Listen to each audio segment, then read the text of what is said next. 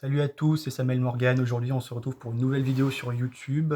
Alors en fait, à la base, c'était censé être un live, mais à cause de la qualité internet, ce sera juste une vidéo YouTube.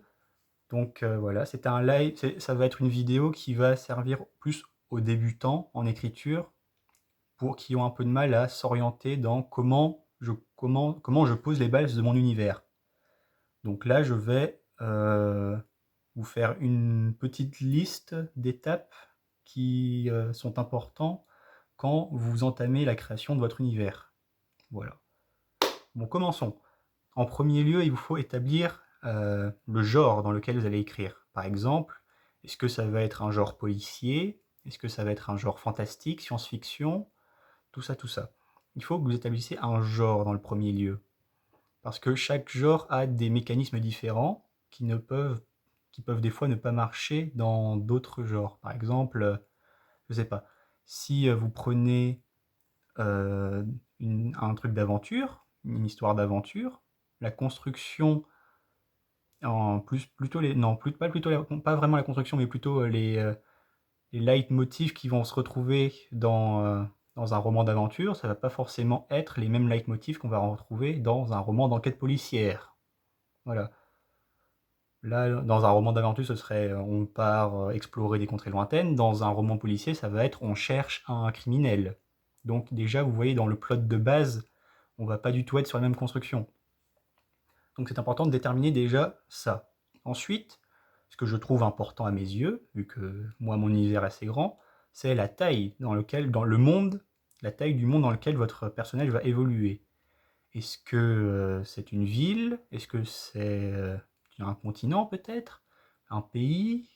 Un- une terre? La Terre entière? Un système solaire?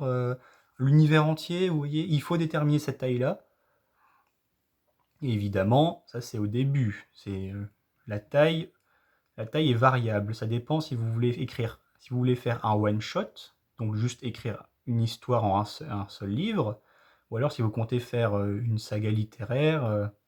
Et là, du coup, si vous écrivez une saga littéraire, la taille de l'univers va tendance à s'agrandir au cours de l'écriture.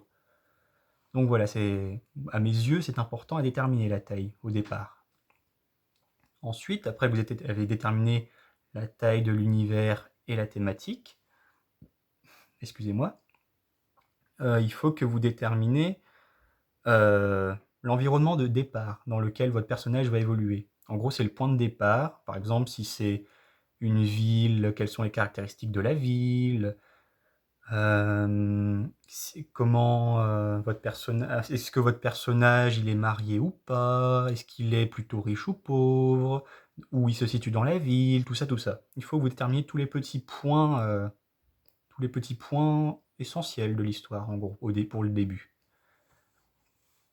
Après que vous avez déterminé tout ça, en gros, vous avez posé les bases de votre univers pour faire avancer, pour commencer l'histoire en fait.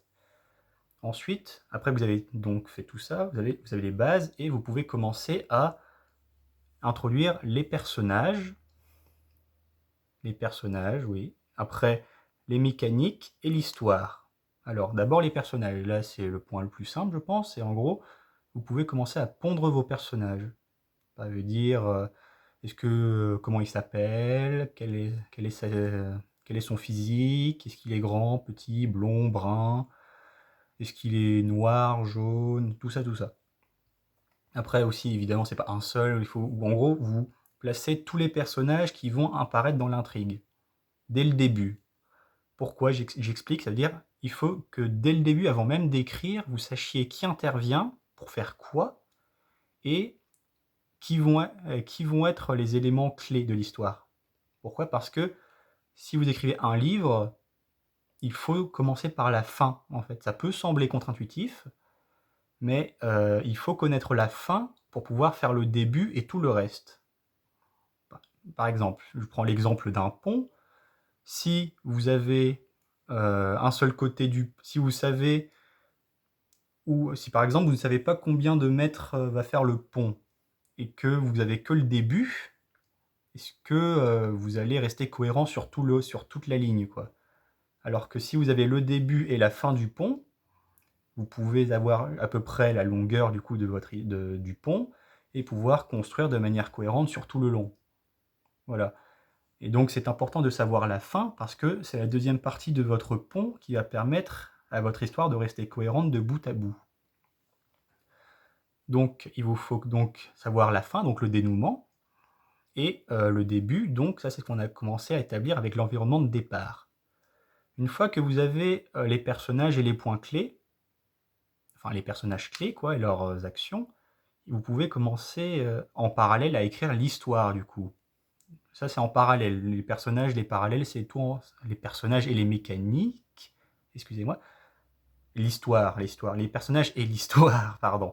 Les personnages et l'histoire, c'est quelque chose que vous écrivez en parallèle. Au fur et à mesure que vous écrivez votre histoire, vous allez introduire des personnages, et chaque personnage introduit, vous allez devoir en gros le sortir et lui faire une fiche pour décrire tout ce qu'il va faire et toute l'importance qu'il va avoir dans l'histoire. Ou alors s'il n'a pas d'importance. Du coup, il va falloir expliquer ça à chaque fois. Donc, vous arrivez tous à ça, et il va falloir que vous introduisiez les mécanismes, les mécaniques de votre histoire. C'est en gros sur quoi ça va se baser, sur quels vont être les leitmotifs qu'on va retrouver dans votre histoire. Par exemple, dans une histoire fantastique, les mécanismes, ça va être les pouvoirs, les créatures imaginaires, et toutes les choses un peu comme ça. Les dieux, tout ça, tout ça. Après, selon le genre, du coup, ça va changer les mécaniques. Si c'est aventure, on va plus avoir un système d'aventure avec des arrêts pour régler un problème, souvent. Un peu comme les histoires de héros, en fait. Si c'est un roman policier, ça va être avoir des mécanismes se basant sur la recherche d'indices et la réflexion pour déterminer qui est l'assassin, et tout ça, tout ça. Donc, ça va être les mécanismes, les mécaniques, en gros, il faut qu'ils restent logiques et cohérents dans votre histoire globale. Vous ne pouvez pas introduire un élément fantastique dans une histoire classique roman policier, parce que ça dénote trop.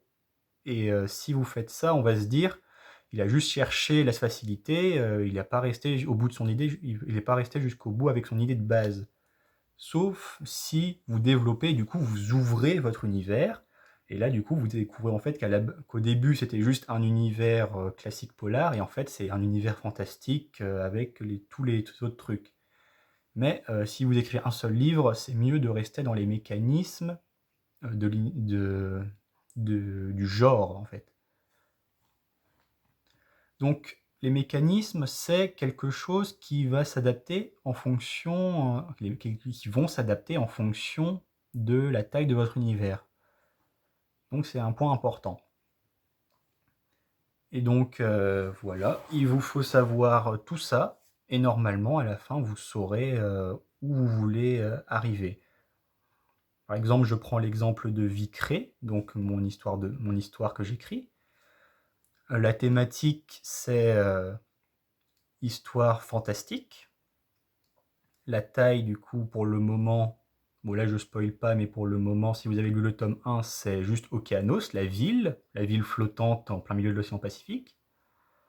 L'environnement de départ, du coup, c'est la ville, en fait, l'environnement de départ.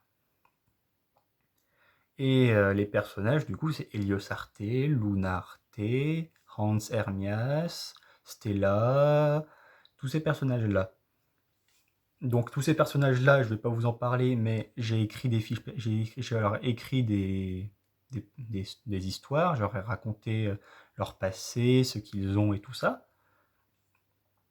Et donc en parallèle de tout ça, j'ai écrit l'histoire évidemment pour les introduire, et les mécanismes, donc c'est la vie créée. Et donc j'ai développé tout ce qu'il y a sur la vie créée, même des choses qui ne sont pas encore introduites dans l'histoire. Parce que du coup, moi j'écris une histoire sur plusieurs tomes. Du coup, la vie créée, on va découvrir ce que c'est petit à petit au fil de l'histoire. Enfin, vous allez découvrir ça, parce que moi je sais déjà. Et donc en fait, voilà quelques petits tips maintenant que que je pense être... en fait, ça peut paraître totalement... comment dire? Comment on dit déjà? Ça peut paraître totalement évident une fois qu'on les dit, mais il faut quand même y penser. C'est les personnages, il faut pas savoir tout sur eux dès le début. Il faut qu'on dévoile petit à petit au fil de l'histoire. Les mécanismes aussi, il faut pas qu'on les balance dès le début. Ce qui est intéressant, c'est justement découvrir les points qu'on ne connaît pas dessus. Et en fait, c'est ça qui va permettre de rythmer votre histoire, parce que à chaque fois qu'il y a un problème, en fait, ce n'est pas vraiment un problème, parce que les mécanismes permettent de résoudre le problème. Sauf que on n'y pensait pas avant, parce qu'on n'a pas parlé. Et l'histoire, évidemment, vu que c'est une histoire, au fil de la lecture, on va la découvrir. Donc voilà, si vous voulez retenir les éléments importants, du coup, c'est ça.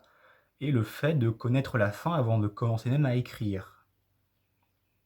Et normalement, si vous arrivez à suivre tous ces conseils, vous arriverez à écrire une histoire cohérente. Voilà, fin de la vidéo, j'espère qu'elle vous a plu. Et on se retrouve pour une prochaine vidéo peut-être. Et au revoir!